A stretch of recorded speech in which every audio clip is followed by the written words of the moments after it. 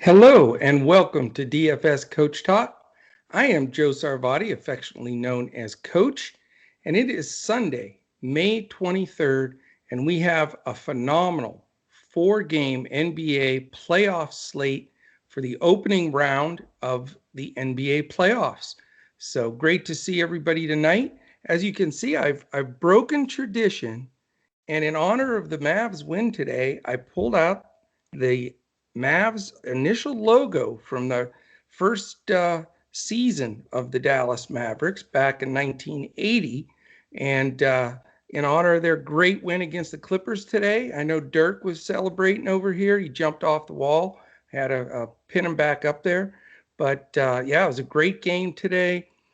Very surprised. I got to admit, I didn't think that the Mavs would get it done today, but great effort, and it was exciting. So still repping the DFS coach talk, but had to show some pride with the Mavs today. But let's talk about what's on the slate here for this wonderful Sunday. We've got four games spread out throughout the entire day. And we had a long sweat today. I mean, the game started early and ended up super late. So it's been fun, man. It's all the basketball you can eat, right up my alley. I absolutely love it. I know all of our team here at Coach Talk is taking in an absolute ton of basketball. That's for sure. Um, it was a good and bad day. You know, our main slate lineup didn't get it done, but our after hours two gamer in the evening stepped up and got it done. So that was good. We had a lot of our guys come through in that late game with the Nuggets losing, unfortunately, to the Trailblazers. And I say unfortunately for our man Joe Stanton, who is a major Nuggets fan, but it was a good game, and certainly our guys stepped up and got it done there. But we're going to concentrate on reviewing the Sunday slate and going for the sweep. We want the main slate sweep, the after hours sweep. We're hoping our PGA final round, our guys can get it done there. We have a few bordering on the cash line from our weekend only PGA lineup.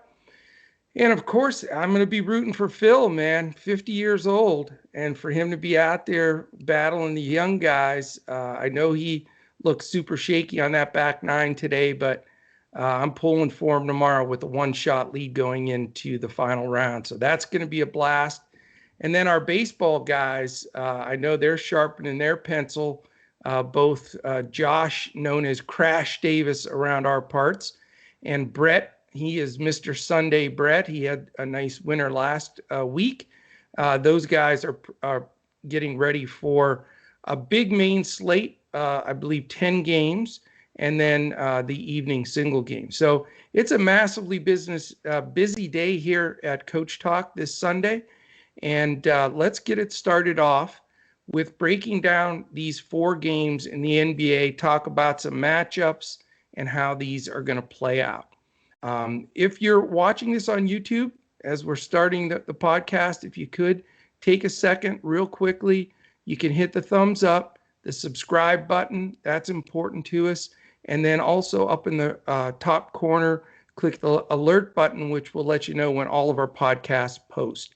And same thing if you're listening to it audio-wise, we're on Stitcher, Podbean, iHeart, Spotify, Apple Podcasts, everywhere podcasts can be heard. We have a drawing once a month for a free week here at Coach Talk. And that is done for anybody that puts 5 stars and puts a comment. Our man Joe Stanton does a sweep of those at the end of each month and does a drawing. We had a gentleman join us today. So that was awesome as one of our contest winners. So definitely jump in there, and we really appreciate it. Okay, it's going to be an early day, 1 o'clock Eastern, noon for me here in Dallas Central Time. But we start the day off with the Washington Wizards and the Philadelphia 76ers. And it's very interesting here. It is the theme of the day with the final 3 games on the slate is defense and slow pace. we have the three lowest totals of the 8 games, the 4 that played today and the 4 that play here on Sunday. This first game is an exception. So the big question will be, how many guys is too many from this Washington to Philadelphia game? And is it really the game to stack? Because Philadelphia is terrific on defense, but this over-under is 228.5. The other 3 are 213.5, 215, and 216. So you've got, a good 10, 12 point jump, which we know in possessions, that really transmits to more potential for DFS points. So this game is, an important game on the slate. Statistically, it looks that way. But we have one other piece that is certainly something to consider here is Philly's favored by 7.5. So, is the game going to stay close throughout? That certainly is a big piece of this. 2 of the games, very, very close spreads on this slate. So we're expecting those to be close. And then Memphis, Utah, actually Utah is the biggest spread on the slate at 8.5. So looking at the whole picture and how we're going to plan this out, let's take a look a little bit more in depth at this first game. So we've got the Wizards at 34-38, Philadelphia with an impressive 49-23, the 1 versus the 8. And again, Philly being a fairly good, decent favorite here. No injuries of note other than Matisse Thybulle for Philadelphia is questionable. We'll see if he suits it up with his rotation off the bench, which is always, would be a big help for Philly, actually, to have Thybulle. And even on limited minutes, he can come in and try to lock down either Russ or Bradley Beal, with his outstanding defense. So we'll see if he is ruled in or not. He's not really playable in my mind for, the game itself, but it may have a little bit of an effect on the defensive output of Philadelphia. As far as pace goes, again, great defense by Philly, but Washington is the fastest pace in the league. That's why this over-under is the highest on the slate. And Philadelphia doesn't play slow, as good as a defense that they are. They're 12th in pace. A lot of that is because they get a lot of turnovers, steals, etc., and they use that fast break-wise and only take a few seconds off the clock, off the shot clock. That really boosts up that 12 rating for them to be better than average. When it's a stop ball or whatever and they bring it up, they do move the ball around, look for Embiid, obviously, at the high post or in the post up. So, it's a little bit deceiving there as far as the pace goes. But needless to say, it is definitely the fastest paced game on this slate today.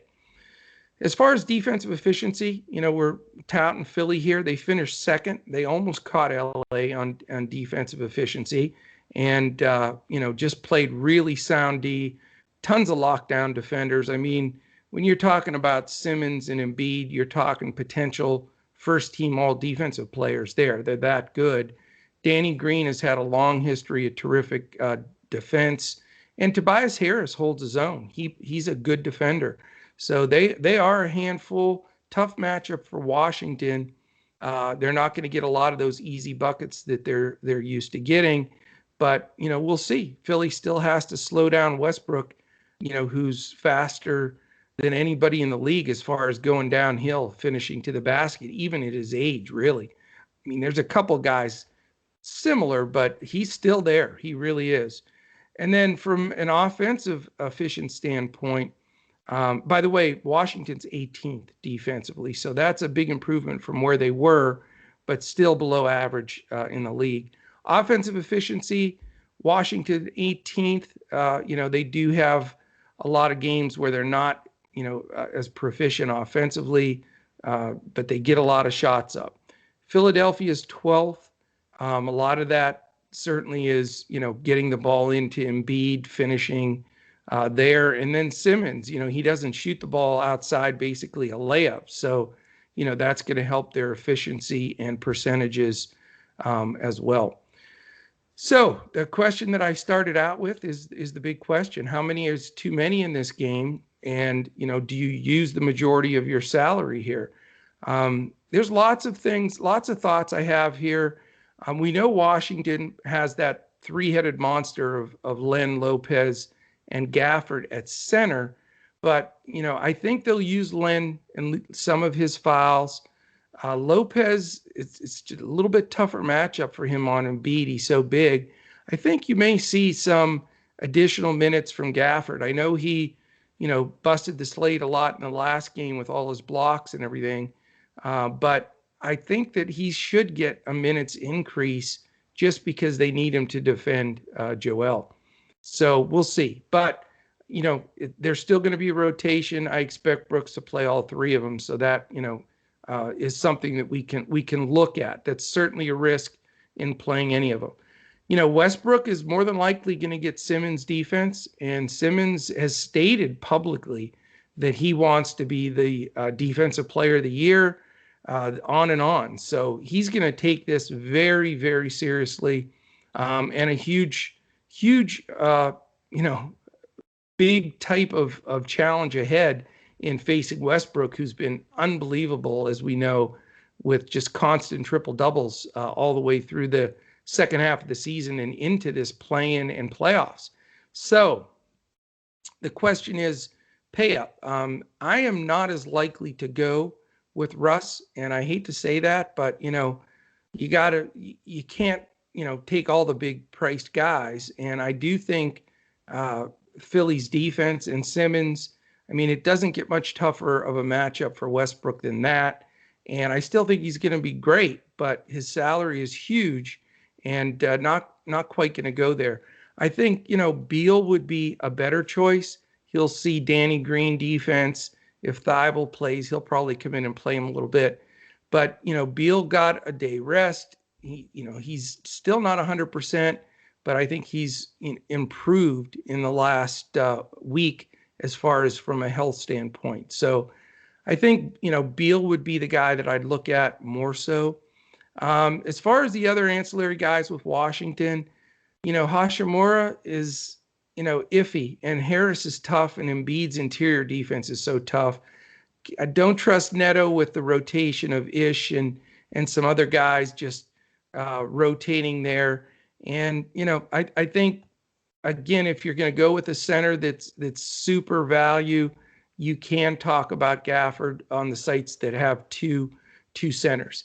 Where I'm going to look here, and my pay up is going to be with Embiid. I think he's too strong of a play as a cash player for me to pass up on. Washington's interior defense isn't good, and they will produce more possessions for Philly. You can't get a better pace up game for them than going against the number one pace team in the league. So I really like Embiid in this game. I think a secondary Philadelphia player is a really wise play. Simmons is an option. He will have his hands full with Westbrook, but in a game like this where they're going to pressure Washington a lot, there's a possibility at Simmons' price that he could, be a 6 or 7x guy. You also can look at Green and Harris. I think those are two guys that have potential to make their number as well.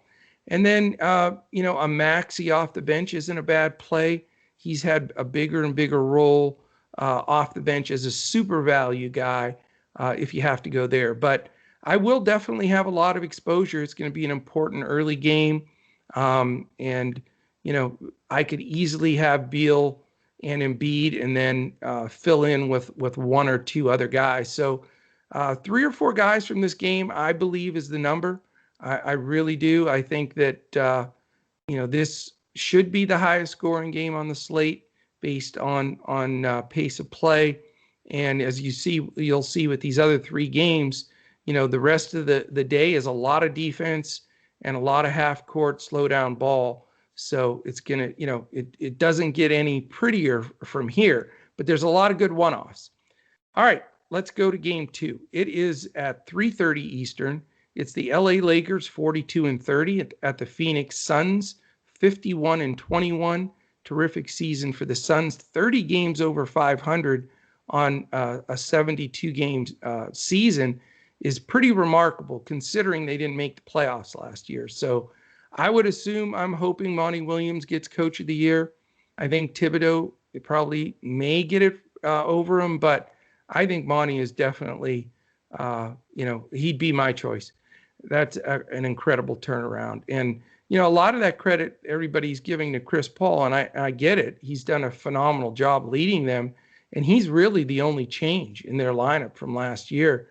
But, Monty has taken that and really, worked it to a charm. I mean, they had that little run in the bubble where they went 8-0 and didn't quite make it. And man, they used that to propel them into this season. So this should be a phenomenal series. It's a 2.5 point favoritism for Phoenix, which I think is deserved. The Lakers have not played terrific ball, but I guarantee you LeBron and AD, especially LeBron, he is just barking that up in their locker room, stating, hey, we're underdogs here. Disrespect for the champions. I mean, they're going to play that to the hilt, and that's a tough nut for Phoenix. And talk about a tough break, man. You get in there, bust your tail to be 30 games over 500. You get a 2 seed, and you got to play the defending champ Lakers in the first round. So we will see. This is going to be very interesting. The over-under is only 213.5, so it's the lowest number on the board.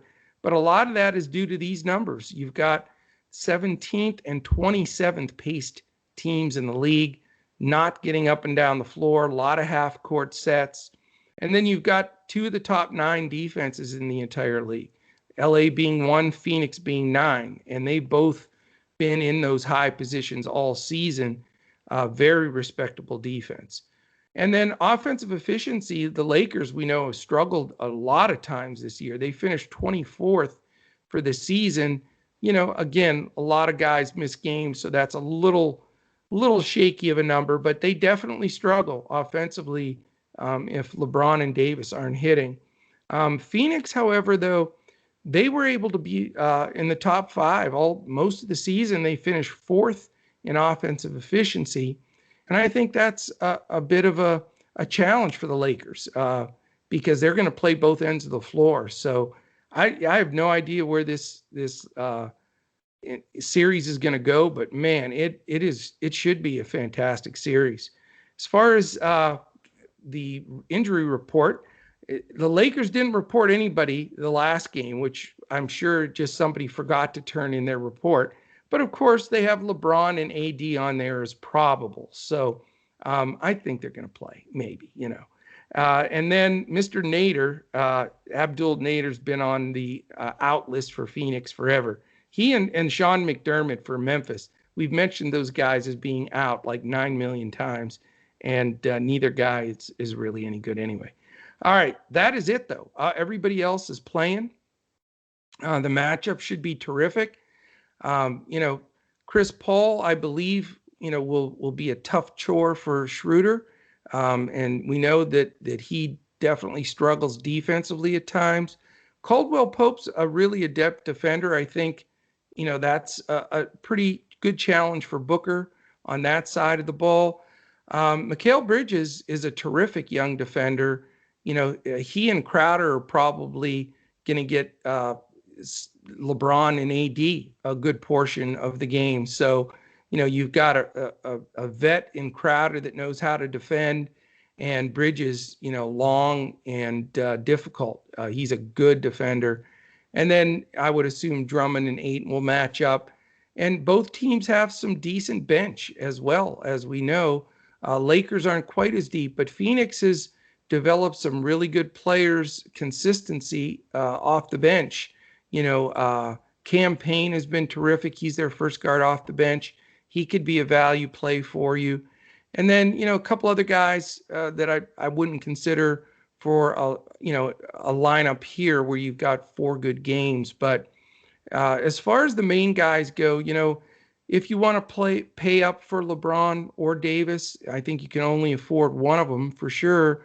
And, not sure that I am totally sold on going there. I think the potential for both of them to do well is very good, but I think they split that a little bit. And I think Phoenix's defensive scheme and the strong defenders that they have, can hold them within reason, even below 5x possibly. So not going to go the big spend up there, but certainly, concerned about it, no doubt about it. I mean, it's LeBron and AD, for goodness sakes.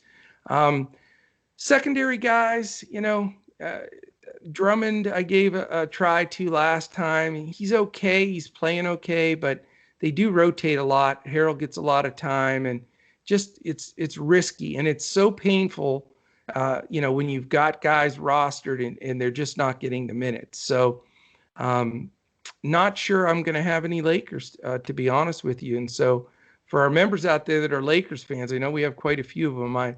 It is what it is. I didn't have any Mavericks today, and I sure wish I would have had Luka. But that's just how it rolls. On the Phoenix side, it's a little bit different. I think Chris Paul is high on my list. I think that just the matchup really is good for him. I think the fact that Schroeder and some of the guards they throw at him, I think he'll be able to dictate a lot of the tempo of the game and control the ball. So I think he's well in play. Booker possibly, his price is up just a bit. When he gets hot, he can be phenomenal. I do think they're going to try to defend him really hard. I think they'll focus on him more than Paul as far as trying to limit some of his shots. I think there's great value here in both Bridges and Crowder. I think they both have had games where they've 6, 7, 8x, not consistently, but they do hit those games. And I think that the fact that Phoenix really needs them on the floor defensively for this matchup against the Lakers, I think you can get both of them or one or the other at a good value price to help round out your lineups.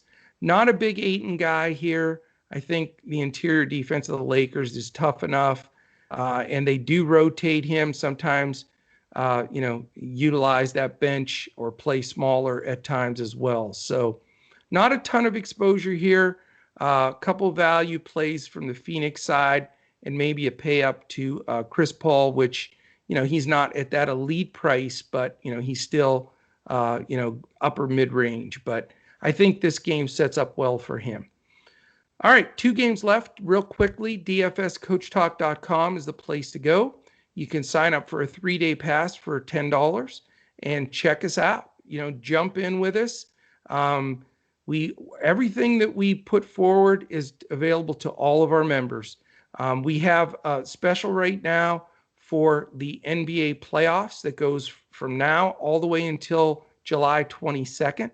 That's $111. You can sign up for that right on our website, dfscoachtalk.com. And again, that's not just the NBA playoffs that you get. You get all of our baseball and all of our golf, all of our content, and et cetera, that we provide for our members. And really the access to our Discord, where all of our pros are in there. Great group of individuals in our membership. They're unbelievable. So you want to definitely take advantage of this, great deal. It's a couple-month deal at a very reduced price. So we'd love to have you. This is our sweet spot time of the year.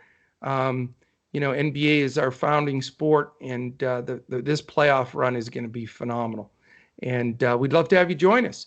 Also, if you're betting a lot on these NBA playoffs and you're looking for that outlet, if you're not a member yet at betus.com.pa, they're our presenting sponsor.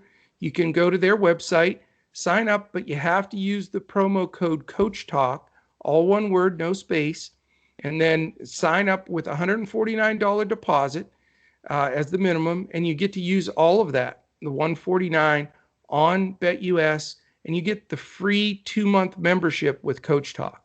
So, that saves you the $111 there. if you want to use it to bet on the games at BetUS. We've had a lot of people take advantage of that, and it's a terrific offer. So any of those would be great to have you join us, and we certainly would love to have you here as we're revving up here with day 2 of the playoffs. All right, game 3. Little break in there, not much of one, but it's a 7 p.m. game. It is the Atlanta Hawks at the New York Knicks. Atlanta 41-31, and the Knicks 41-31. So a fairly even matchup. Knicks had the tiebreaker, so it's in New York. Knicks fans are stoked, and there's quite a few fans they're allowing in for this game. So you're going to see some home court advantage for a lot of these games that teams haven't had. So they'll be feeding off of that energy for sure. The Knicks are a 1.5 point favorite, and considering they usually give the home team 2 or 3 points, Vegas is saying Atlanta maybe slight favorite, close, very, very close toss-up game, hence the 1.5 point spread. 215, like I say, is the over-under, similar to these last 3 games, all about the same. Here are some things, though, pace-wise. Good night. You've got Atlanta 23rd, Knicks 30, and they are slow. And both of these teams look to set it up in a half-court set, work the ball, and use clock. So definitely a concern as far as rostering guys in that sense. Defensive efficiency, Atlanta 19th. So, they had their times where they gave up a ton of points. They had a stretch where they improved and made some progress there when they had, all their guys healthy. And, once they lost Hunter and some of the guys, Hunter's back, but their defense wasn't consistent. The Knicks, however, they were in the top 5 all year. They finished 4th, and they do lock some people down. And it looks like they get their shot blocking center, Mitch Robb, back. I've got him listed as probable in the reports, but we'll confirm that tomorrow. We'll post that in our Discord, make sure that we have that updated information. But I think that he'll play. And again, that's just going to help their defense even another notch. As far as offensive efficiency, Atlanta has had times where they just, shoot the eyes out of the hoop. Trae Young, we know, Bogdanovich, both can shoot it extremely well. Capella, very adept inside. John Collins has his times. Gallo can come off the bench and light it up a little bit. So, this is a tough defense for them and a tough matchup, but they do have some guys, and they finished 8th in offensive efficiency for the season. And, that merits definitely some interest in their players. The Knicks, 22nd offensive efficiency. They've really been the Julius Randle show with a little bit of a second banana with R.J. Barrett. Barrett's had a much improved season from his first year and has been, a good Robin to the Batman of Julius Randle. Randle's been phenomenal. I mean, first team All-NBA possibly, or close to it. I think, he'll get some second, third, fourth place MVP votes. He was that dominant throughout the year. Definitely going to get the most improved player. And, he's going to be an interesting matchup. I think they'll put John Collins on him. If Capella tries to guard him, he'll shoot a bunch of threes. So, they're going to have somebody that can come out. They do have Capella protecting the rim for some of those penetration baskets. So, again, both teams can defend here, and it's going to be a battle. There's no question about it. You're going to see some games probably in the series where they score a little bit more, but for the most part, it should be like throwback, basketball to when Thibodeau first started coaching, and the games were just drag out brawl type of games with scores in the 90s and low hundreds, and I think we're going to see a lot of that here. So that is not a big hooray for DFS purposes, and that's why I'm probably going to look for one-offs here in this series and this first day as well. Trae Young, can get hot, but he is going to get some tough D. He could get. I think Reggie Bullock will take some time on both Young and Bogdanovich. Bogdanovich has been terrific the second half of the season. I mean, he wasn't even starting there the first half of the season, and now is just really taken over offensively. And a lot of times he's their top scorer. So I think Young and Bogdanovich have to be considered. I like Bogey a little bit more, to be honest with you, but price wise, they're both fairly expensive. Herter and some of the bench guys, there's going to be Gallo getting minutes. There's times where they'll play Capella off the floor, so that makes me concerned there. Collins will shift to center when they do play small ball. And then Hunter and some of the other guys, Atlanta's pretty deep, and they will use that bench. So, I'm not looking at the frontline guys in this game for Atlanta. The backcourt possibly in play for a one-off. On the Knicks side, they can take advantage of some poor defense from the Hawks. Peyton, again, with Derrick Rose and, Quickly and some of the guys, there is a lot of sharing of minutes, and that always concerns me. Rose has played well, and he's going to be fired up, off the bench to spark the Knicks. He's led their guards in minutes for this late run in the season, and his price is okay. So, Rose would be the guard that I would consider. You can go with Bullock as your deep sleeper, especially in GPPs, because he should get a lot of minutes because he does need to defend Young and Bogdanovich. But they also have Alec Burks, and Alec Burks finishes a lot of games and, really has some step-up performances as well. So concerned that the depth of the Knicks backcourt could really hurt us in the DFS side. But, Rose and Bullock aren't out of play for me. And maybe GPP-wise, deep GPP, maybe Burks can be a consideration. RJ Barrett, I think, is in play. I think that he has proven, he can step up in the spotlight. He's had some strong games in the second half. A little riskier, though. I mean, he will lay some eggs at a time. He's not a good foul shooter. There are still some holes in that game, but it's much better than it was last year. And he is a playable commodity at that price. Julius Randle has to be considered here. I think that if you're paying up, if we're going to not go for the LeBron or AD thing and look for a secondary pay-up guy, to Embiid, I think Julius Randle may be the guy. I mean, it's in front of the Knicks home crowd. He's had just a storybook year. I think Atlanta's D's solid, but not where they're going to, just shut him down. I think he could have a really good game here. The problem is, whenever you spend that kind of salary on a player, it could be a knock him down, drag him out kind of game. Is he going to get enough opportunities, enough possessions? That's the wild card here. Right now, I have him penciled in, in the two lineups I've been working in one of them, and in the other, I don't believe I'll go that way. So endorsement for Randall, but not 100% of your lineups across the board. Great game though, should be fun. And again, with Noel and Mitch Robb now coming in, and then they play Taj Gibson a bit.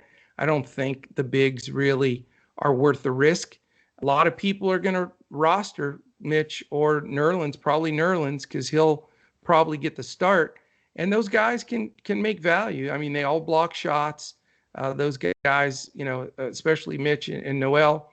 But there's a lot of risk involved also. And Capella is a fine defender, very fine defender. So not going to go there.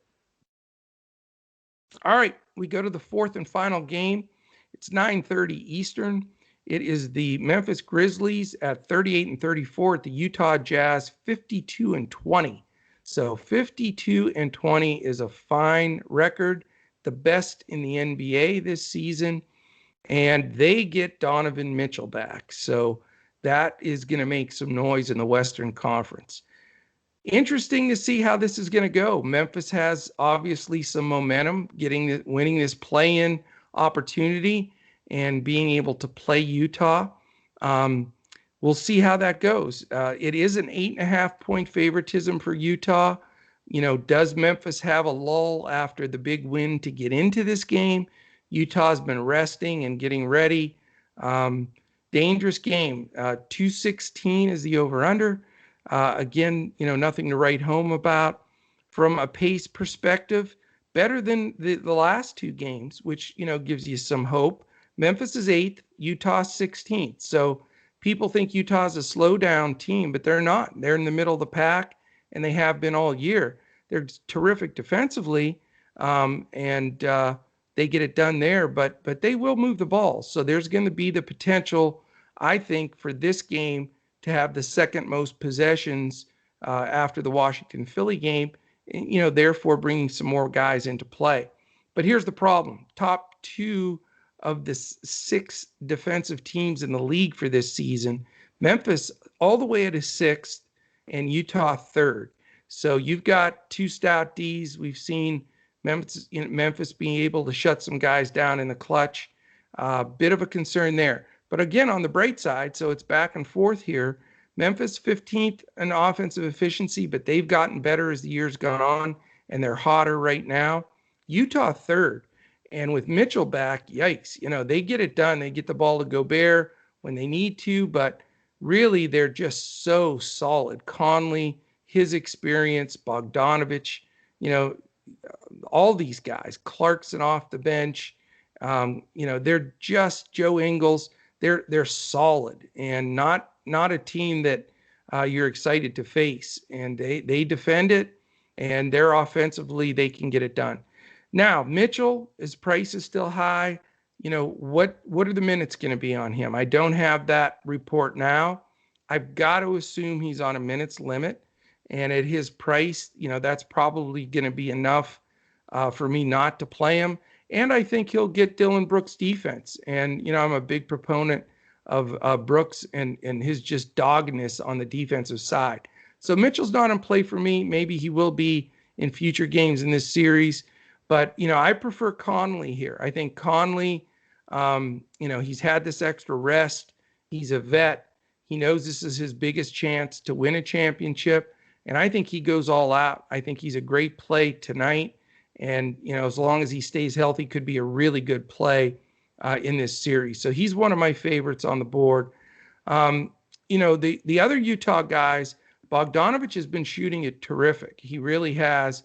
But he's going to get stinking Kyle Anderson, man. And that guy's a pain in the neck defensively, too. So he's not going to get super open looks offensively like he usually does. And he does have, the propensity to be scoring dependent for his DFS points. Now, when he gets hot, he could throw a 50 burger up on the board DFS wise. But I think this matchup isn't the best one for him. So I'm probably not going to go there. Royce O'Neal, great defender, hard to trust though. Interesting at the bigs. Rudy Gobert is in a spot here where, Joe Val's a strong guy and he's going to bang him around. So, Gobert is a little bit more, go get the ball, get up there, just be in position. And he's just so much bigger than everybody else, but he's not super physical. And I think Joe Val can get the best of him there. But we've got that whole fear of Joe Val getting in foul trouble. We stated it the last game and it happened. And, having to go against Gobert isn't going to be a cup of tea for Joe Val. So, I think Joe Val could be a good play, but there's risk with that. There's no question about it.